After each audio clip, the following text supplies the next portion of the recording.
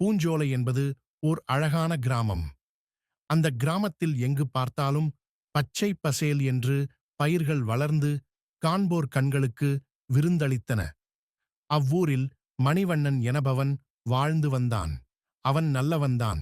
எனினும் எந்த ஒரு பிரச்சனையிலும் முயற்சி செய்யாமல் கடவுள் தன்னை காப்பாற்றுவார் என்றே எண்ணுவான். தனக்குத்தானே எவன் ஒருவன் உதவி செய்து கொள்கிறானோ அவனுக்குத்தான் இறைவனும் உதவுவார் என்ற கருத்து அவனது நெஞ்சில் பதியாமல் போனது.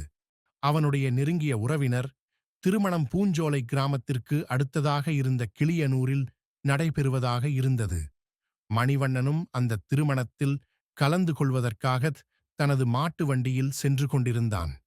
கிளியனூரை அடைகின்ற வேளையில் ஒரு பெரிய பள்ளத்தில் வண்டிச் சக்கரங்கள் புதைந்துவிட்டன. மாடுகளும் சேற்றில் சிக்கிய தமது கால்களை எடுக்க முடியாமல் தவித்தன. மணிவண்ணன் மிகவும் பயந்துவிட்டான். சேற்றில் சிக்கிக்கொண்ட வண்டியின் சக்கரங்களையும் மாடுகளையும் எப்படி மீட்பது என்று அவனுக்குத் தெரியவில்லை. மாடுகளாவது சேற்றில் சிக்கிய தமது கால்களை எடுக்க முயற்சி செய்து கொண்டிருந்தன.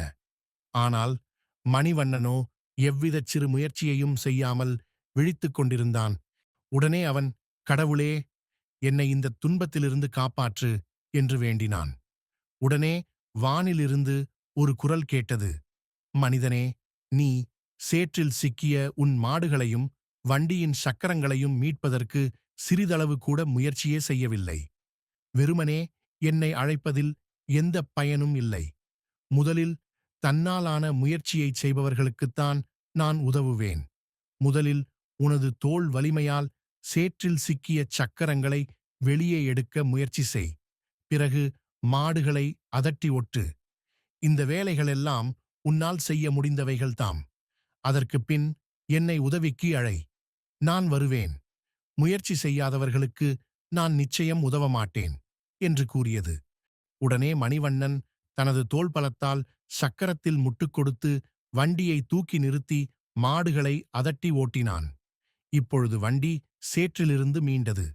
மணிவண்ணன் முயற்சியின் சிறப்பை அறிந்து கொண்டான். கடவுள் வானிலிருந்து அவனை ஆசிர்வதித்தார். நீதி: முயற்சி செய்யாதவர்களுக்கு கடவுள் உதவ மாட்டார். எனவே நாம் வெற்றி பெற நம்மாலான முயற்சியை செய்ய வேண்டும். இறைவன் அருள் நமக்கு தானாகவே கிடைக்கும். நன்றி.